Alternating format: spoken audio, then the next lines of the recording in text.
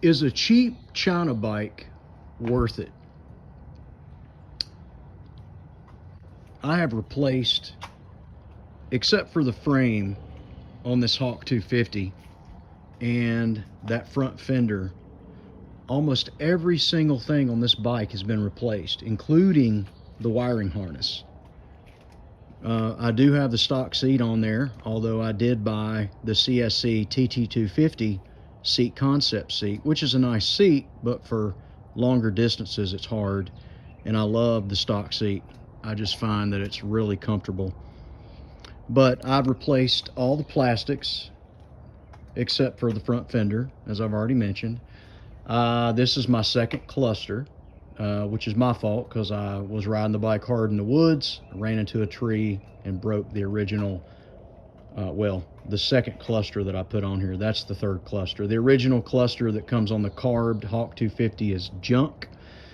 And the Zanella cluster, which is getting harder and harder to find in 2026, is about $100 now. Used to be about $50 or $60. It's over $100 now if you get it on Amazon, which is the only place that I know of to get it. The stock mirrors on the Hawk 250 are junk. These are aftermarket mirrors and they work just fine. The electronics, I've still got some of the same electronics on here as far as the switches. They've been fine. Obviously, I'm not going to go over all the mods. You can see I've got a completely different front end on there. It's a Honda front end, completely different engine, CSC TT250 aftermarket skid plate, banjo bolt setup for the rear brake, aftermarket stainless steel exhaust, Nibby carb.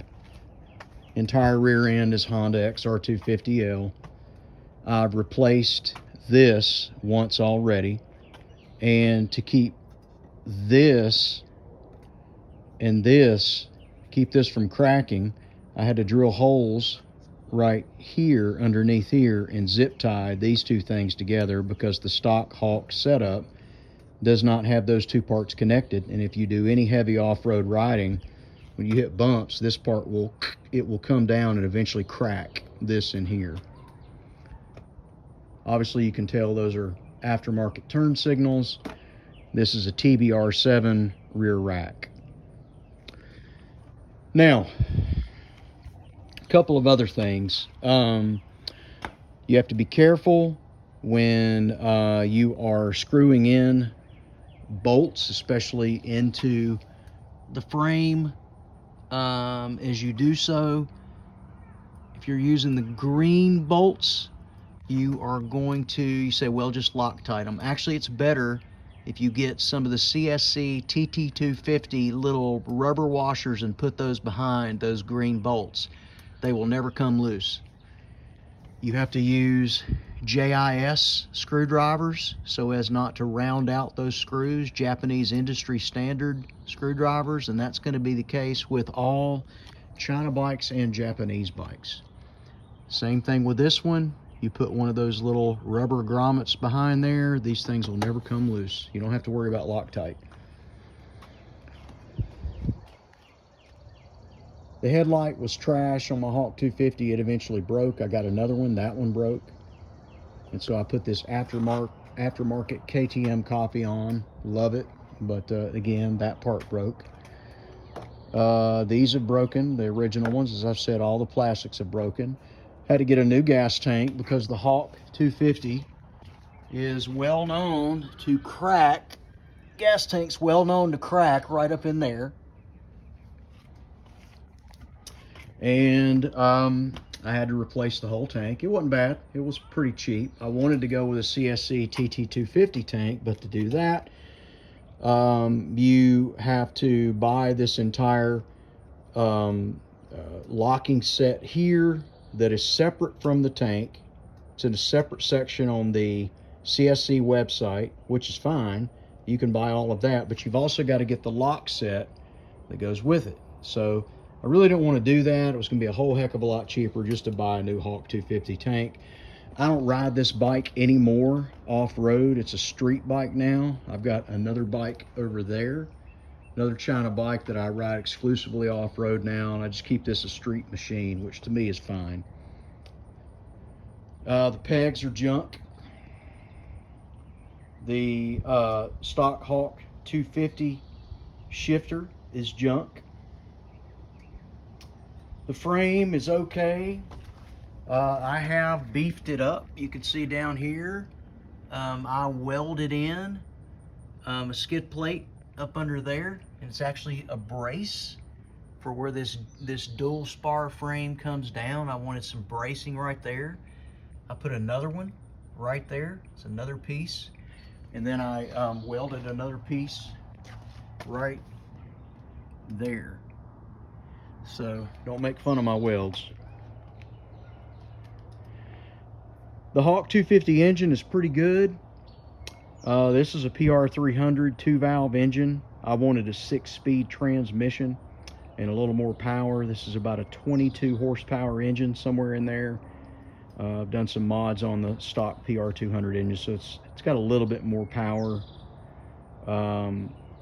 But the stock CG250, it's actually a CG230 engine. It's pretty good. It's a Honda clone, and it's very torquey. It's very good for off-road. The stock Hawk 250 exhaust, if you ride the bike hard, it will eventually fail on you. You can make it last quite a while though, as long as you paint it with some rust resistant and heat resistant paint that's used on engines. You can make the stock Hawk 250 exhaust last quite a while. So, in sum, if you ride this bike hard, what I mean by hard is if you ride it off-road, you ride it like a Japanese bike, you can easily break a stock Hawk 250 in a weekend. It's going to be harder to break a Japanese bike in a weekend. It can be done. You can break any bike in a weekend. All you need to do is jump it really hard a few times. You're going to blow the fork seals, and you may even blow the rear shock. And so it can be done to any motorcycle, but everybody knows that a Japanese bike is robust. By the way, see how much this thing is leaning? Look at that. That is an aftermarket kickstand by Jack Ford, and I'm going to have to put some washers in there to try to get this thing to sit a little more upright. And that's my fault, because when I added this entire Honda front end, it raised the height of the Hawk, and then as a result it's leaning over more, even with that aftermarket kickstand. By the way, that is a good kickstand. It is manufactured by Jack Ford. I don't know if you can get it anymore. I got it several years ago, and I don't even know if he's active in the Hawk Facebook forum anymore. So is it worth it to buy a ChinaBike, a cheap ChinaBike?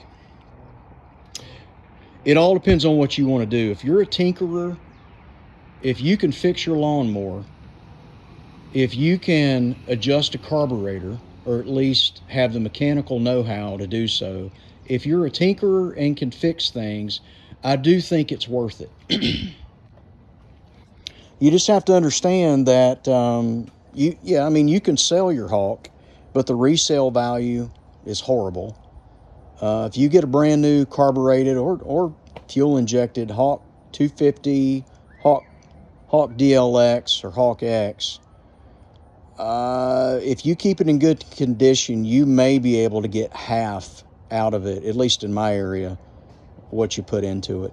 Even with this Hawk here, my Hawk is one of the most modified Hawks on planet Earth, to where I can't even really call it a Hawk 250 anymore. I call it a Super Hawk 300, but just to be honest, it's not a Hawk anymore. The gas tank, the frame, and the front fender are really the only things that are original Hawk anymore. Have I enjoyed it? Yeah, I have. Even when it had all the original stuff on it. Can you enjoy your Hawk in its stock configuration? Yeah, but you need to be able to adjust valves. You got to do frequent oil changes. So is a Hawk 250 worth it? To me it is. To you it may not be. Thanks for listening.